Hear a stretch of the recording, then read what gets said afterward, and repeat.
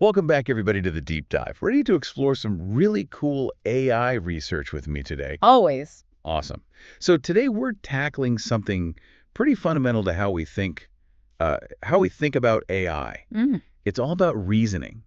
Mm. You know how we use reasoning all the time for just everyday stuff, like even just to deciding what to have for dinner. Yeah. Well, for AI, it's not quite so straightforward. It's a good point because, we have these large language models, these LLMs that are behind things like ChatGPT that are incredible at generating text. Yeah, they really are impressive. But when it comes to sort of like that logical step-by-step reasoning, they really struggle. Yeah, they hit a wall. Yeah. So that's where this new research comes in, and we're going to be looking at a paper today called AutoReason, Automatic Few-Shot Reasoning Decomposition. Okay. And it's by Arda Savink and Abdurrahman Gumis Yeah. from the Izmir Institute of Technology. Got it. We'll also be drawing on a study guide, an FAQ, about AutoReason that we found online. So to kind of illustrate this challenge, Yeah.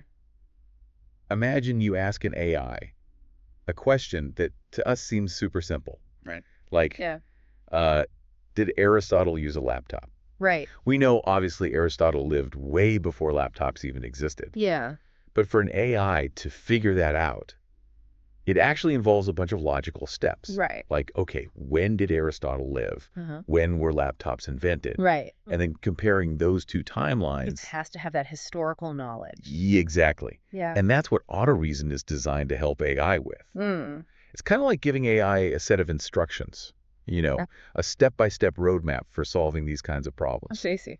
Now, the research builds on something called chain of thought prompting, Okay. which basically means you feed the AI examples of how to reason through problems step by step. Yeah. But QT creating those examples manually like that can be super time consuming. Yeah, you need expertise in whatever you're doing as well. Yeah, you need a lot of expertise. Yeah. So that's the real bottleneck. Yeah. So what if the AI could actually generate its own reasoning steps? Interesting. That's the big idea behind AutoReason. Okay. It's automating that process. So Right. AI is not only getting smarter, it's also becoming more transparent in how it gets to those answers. Oh, that's really interesting because one of the things that people I think are concerned about with AI is that it's a black box and we don't really know how it's coming up with its answers. It's true, it can feel like magic sometimes. Yeah.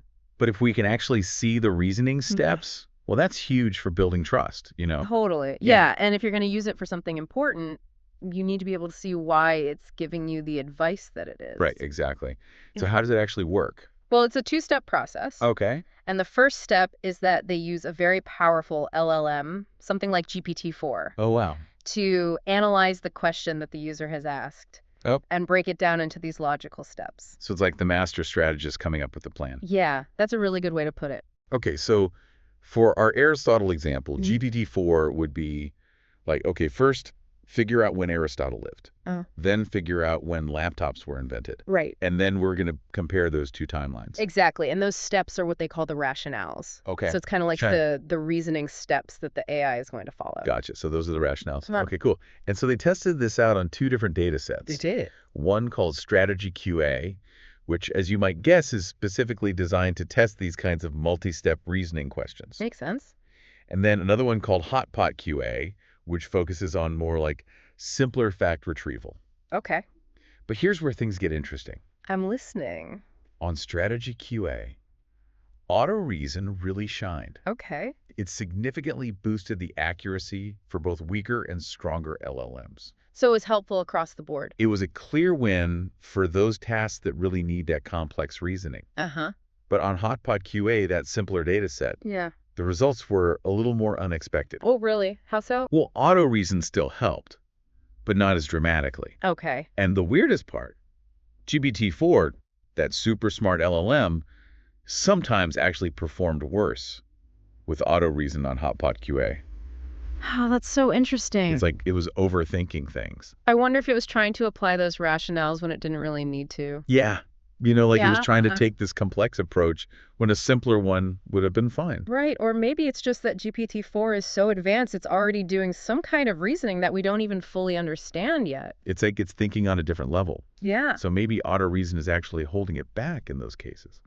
That's fascinating. So I guess what we're seeing here is that AI research is still like a constantly evolving puzzle, Yeah. and we're only just beginning to understand how these really advanced LLMs work. For sure, and I think that's what makes it so exciting to follow. Absolutely. So before we dive into the implications of all this, can you just quickly recap the 2 steps of how AutoReason works just to make sure everyone's following along? Of course. Hmm. So step 1, a powerful LLM like GPT-4 analyzes the question and breaks it down into those logical steps or those rationales that we were talking about. Okay, like the master strategist making the plan. Exactly. And Yeah. then in step 2, those rationales are handed off to a second, less powerful LLM. Okay, so there's another LLM involved. Yeah, so this one's more like the worker bee. Okay. It follows the instructions that GPT-4 laid out to actually find the information and come up with the answer. So in the Aristotle example, the second LLM would be the one that actually figures out when laptops were invented, Yeah. compares the timelines, Right. and then it's like, yep, Aristotle definitely did not use a laptop. That's right. And it's amazing because that second LLM can be much less computationally expensive, which is a big deal when you're talking about using these powerful AIs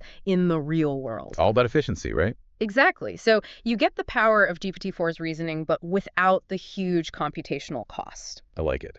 So we've got this fascinating 2-step process that's boosting accuracy for complex reasoning tasks. Mhm. But then we've got this weird thing where GPT-4 sometimes does worse on the simpler tasks. Right. It's like it's overthinking things. Yeah, what's going on there? It makes you wonder if these advanced LLMs are developing these really sophisticated, almost human-like reasoning processes that we don't fully grasp yet. Yeah, and that brings to mind this concept of stage 2 thinking, which is something that researchers have been talking about lately. Oh yeah, I've heard of that. It's the idea that newer AI models are moving beyond just pattern recognition and starting to think more strategically. Exactly. Like they're planning ahead, thinking about multiple steps. More like how humans think. Yeah, and the researchers actually drew a parallel between AutoReason's 2-step process and this stage 2 thinking. Wow. So GPT-4 is like the conscious planner, and the second LLM is like the subconscious executor. That's a great analogy. It really is.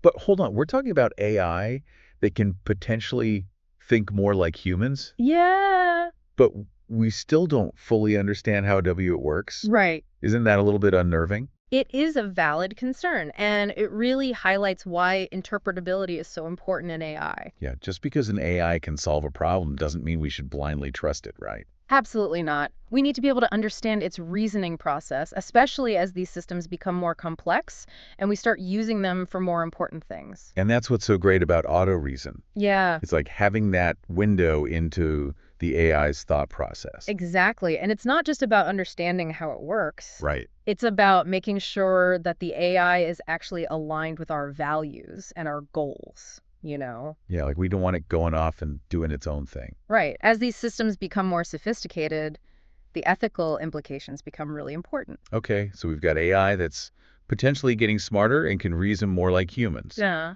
That's exciting, but also a little scary. Yeah. But let's not get carried away. Yeah. It's still research, right? Exactly. This is cutting edge stuff.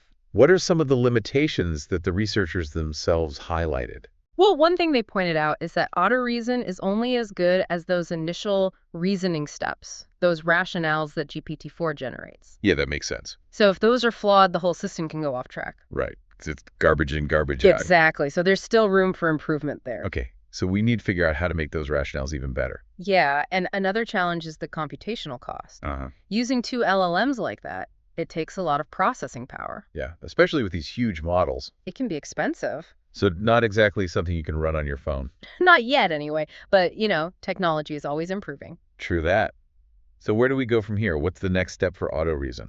Well, the researchers actually outlined some really exciting possibilities. Okay, I'm all ears. One idea is to combine AutoReason with other AI techniques like reinforcement learning. Oh, wow.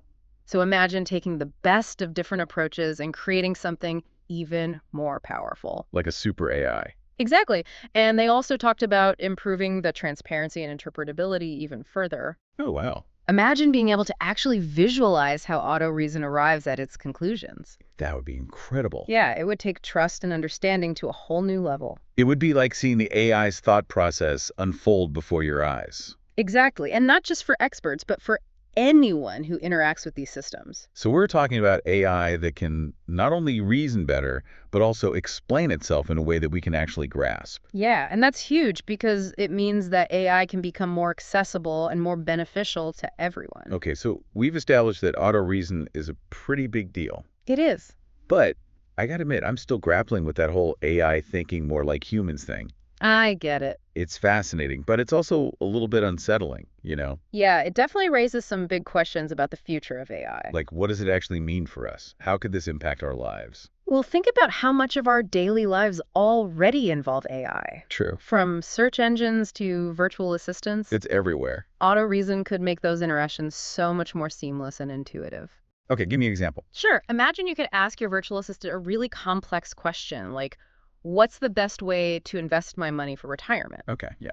And instead of just giving you a generic answer, it could actually break down the reasoning behind its recommendations step by step. So you could actually understand why it's giving you that advice. Exactly. No more blindly trusting algorithms.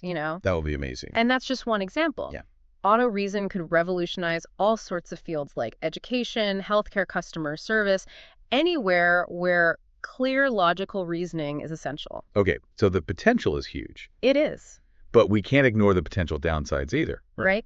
Absolutely not. We need to be really thoughtful about how we develop and deploy these kinds of systems. We don't want to end up in some sci-fi dystopia where AI runs amok. For sure. So research like this is crucial, not just for pushing the boundaries of what AI can do, but also for understanding its limitations and making sure that it's used ethically. Well said. So it's not about fearing AI. It's about shaping its development in a way that actually benefits humanity. Yeah, I completely agree. Awesome. So before we wrap up, I wanted to touch on one more interesting detail from the research. Okay. The connection to artificial general intelligence, or AGI. Ah, yes. Huh? The holy grail of AI research. The ultimate goal. Creating AI that's as smart as humans across the board. And the researchers seem to hint that AutoReason could be a step in that direction. They did, and it's a fascinating thought because AutoReason's two-step approach with one LLM generating the reasoning steps and another executing them, Yeah. it has some interesting parallels to how some researchers think human cognition works. It's like the idea of having a conscious, deliberative mind that sets goals and plans